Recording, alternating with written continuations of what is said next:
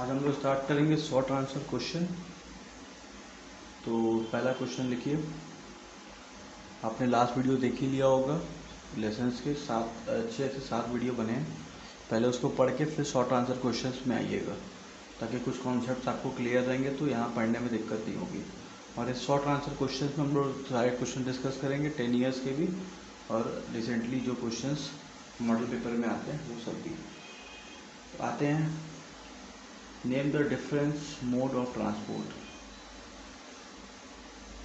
Name the different mode of transport, ये question number 1 है। Name the different modes of transport. Answer देखिए। Movement can be made on land, comma water, comma air. So we can divide the modes of transport into roadways, railways, airways and waterways. Clear है? तो question पूछ रहा है कि आपको अलग अलग मोड बताने हैं ट्रांसपोर्ट के। तो आपको जितने भी मोड्स हैं वो बताने हैं। रोडवेज होता है जो आप रोड से चलते हो, रेलवे मतलब जो रेल की पटरियों पे रेलवे मतलब रेल दौड़ता है, एयरवेज हवा में, वाटरवेज पानी में। तो ये चारों मोड आपको लिखना होगा। तो यहाँ पे ये मैं सोचेगा 2 नंबर का है तो 2 ही वेज लिख के आए, ये आपको चारों ही वेज लिखने होंगे। ठीक है, अब आते हैं next. What is the main purpose of the construction of the express highway? What is the main purpose of the construction of the express highway? अब express highway के बारे में पढ़ेंगे। ये है with the increase in the traffic, with the increase in the traffic, there has been a need to, with the increase in the traffic, there has been a need to improve the highway so that the traffic moves at a faster rate, so that the traffic moves at a faster rate. These express highway are wider with the multi lanes. These express highway are wider with multi lens. अब देखिए यहाँ पे क्या है, express highway होता क्या है और क्या ज़रूरत है उसकी। तो एक्सप्रेस हाईवे जो आजकल नए नए सड़क बन रहे हैं जिसमें बहुत सारे लेन्स होते हैं, 4 लेन 8 लेन, एक सारी गाड़ी एक साइड से जा रही है, एक साइड से आ रही है, उसी को हम लोग हाईवे कहते हैं, एक्सप्रेस हाईवे। ये इसमें मल्टी लेन्स होते हैं। और ज़रूरत क्यों? क्योंकि अब धीरे धीरे पॉपुलेशन बढ़ी रही है, ट्रैफिक बढ़ी रहे हैं, तो इसीलिए इसका ज़रूरत है। ठीक है, दिन पर दिन कार ज़्यादा से ज़्यादा सेल हो रही हैं, बाइक सेल हो रही हैं, तो अब लोगों को भी जल्दी से जल्दी एक से दूसरी जगह मूव करना है। तो इसीलिए अब गवर्नमेंट भी एक्सप्रेस हाईवेज़ पे ध्यान दे रही है, बहुत सारे एक्सप्रेस हाईवे बना रही है ताकि इस चीज़ों को सही किया जा सके। नेक्स्ट है question number 3। Name the first express way constructed in the country. ये 2015 में पूछा गया था। Name the first express way constructed in the country. तो इसका आंसर है the Mumbai Pune expressway. The Mumbai Pune expressway, तो 2015 का क्वेश्चन है। अब आते हैं नेक्स्ट क्वेश्चन, ये भी 2015 में पूछा गया है। State 1 economic benefit of golden quadrilateral project. बहुत इंपॉर्टेंट क्वेश्चन है, ये आ सकता है हर बारी आप देखोगे आ सकता है। State 1 economic benefit of golden quadrilateral project. तो क्या इकोनॉमिक बेनिफिट है गोल्डन क्वाड्रिलेटरल प्रोजेक्ट का, देखते हैं। 1 economic benefit of golden quadrilateral project is that the time and distance between the mega cities of India have been reduced and more employment has been generated. The tourism industry has also got a boost.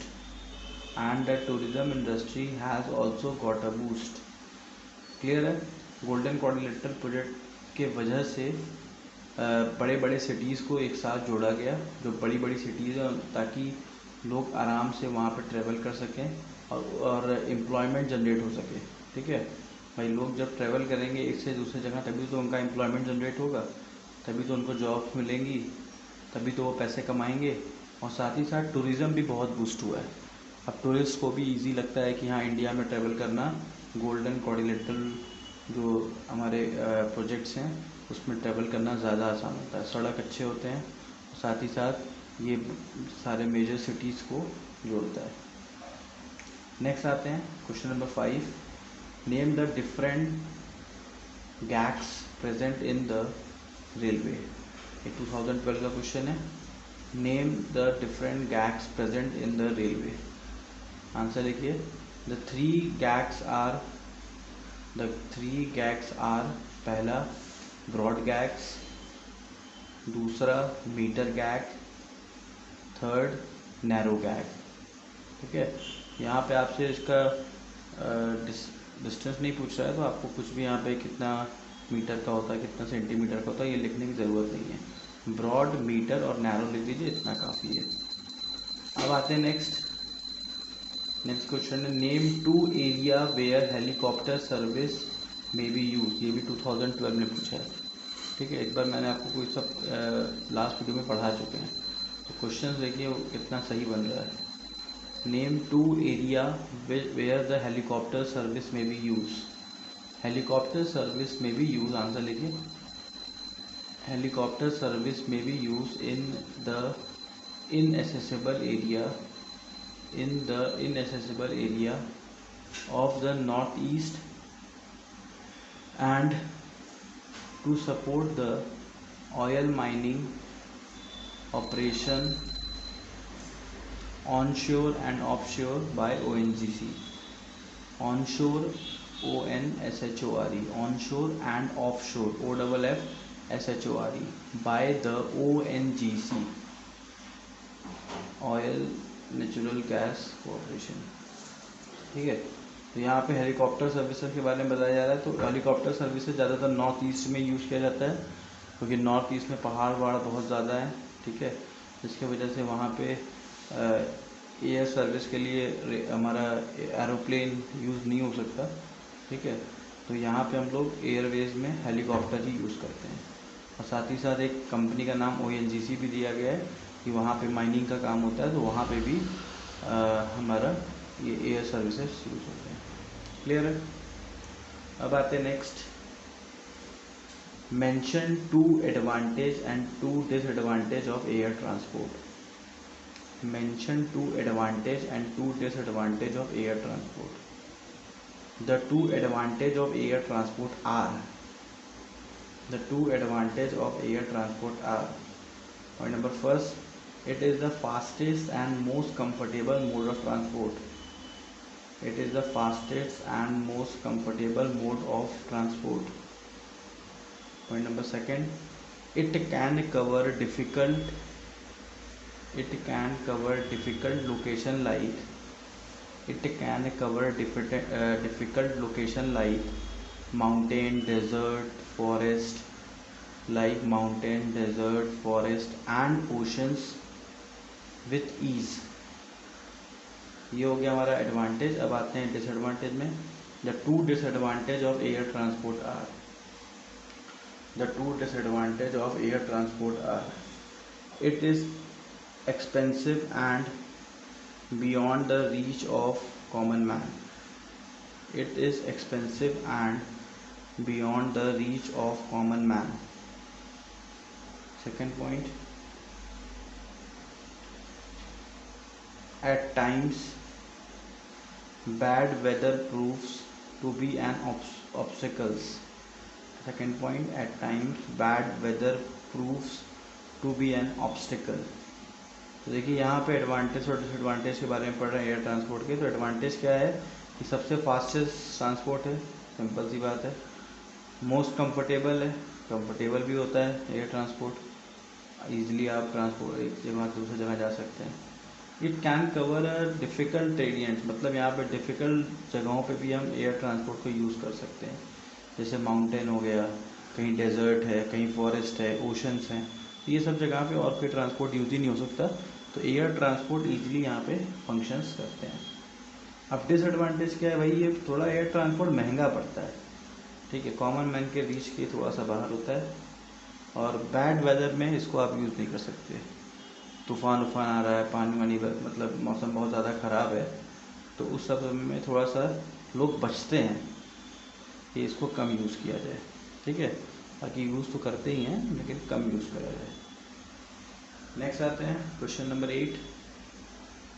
ये 2013 में पूछा गया है। Question number 8, give one disadvantage of air transport. Give one advantage of air transport, why it is still a popular means of transport in India. Give one disadvantage of air transport, why it is still a popular means of transport in India. देखिए question कितना घुमा के पूछ रहा है। Concept clear रहेगा तो घुमा के आप भी लिख लेंगे आंसर एकदम सही सही। यहाँ पे आप पहले लिख देंगे, air transport is expensive and beyond the means of common man. Air transport is expensive and beyond the means of common man. It is still the fastest and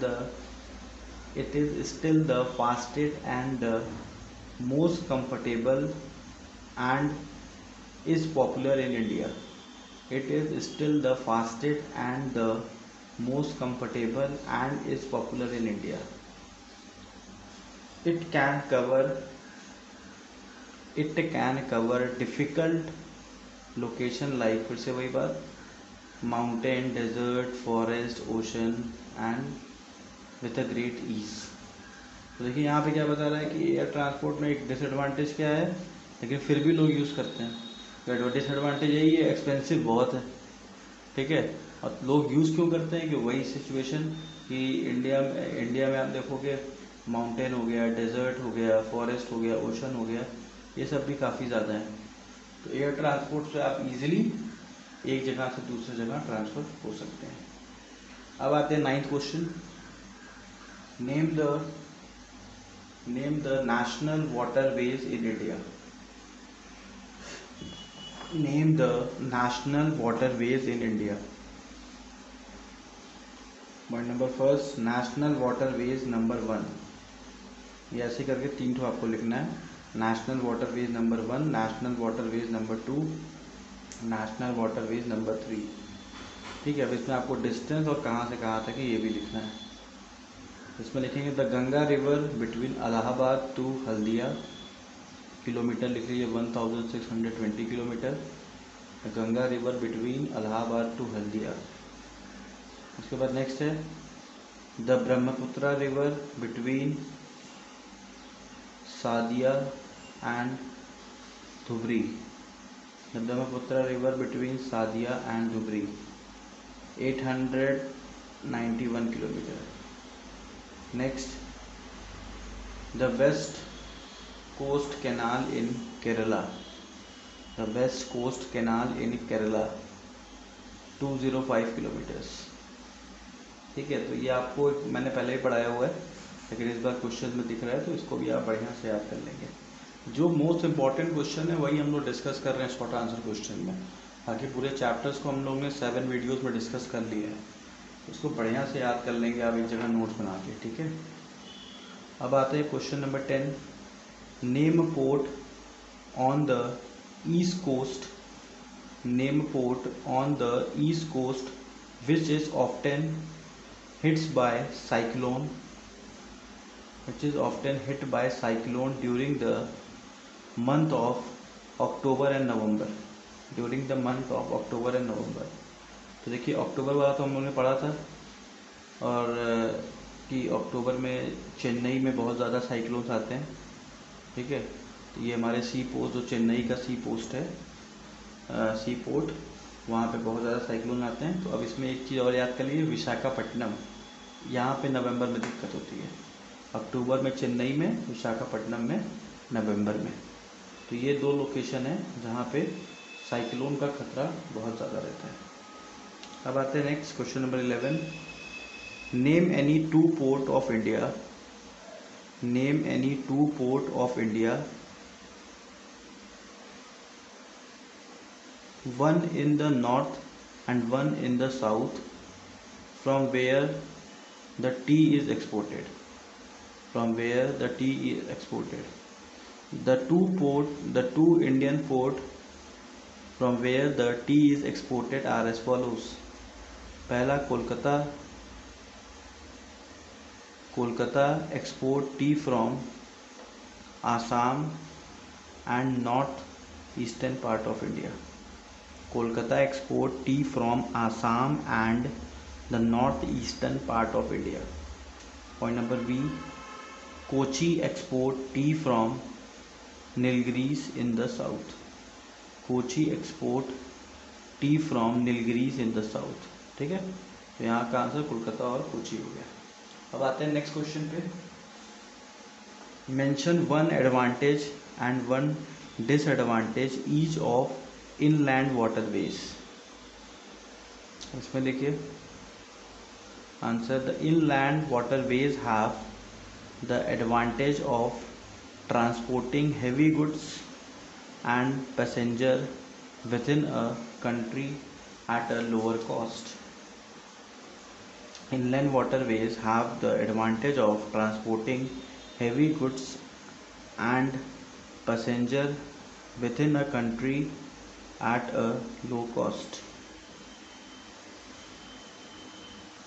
One disadvantage of inland waterways is that they are the shortest means of transport and can be used only for shorter distance.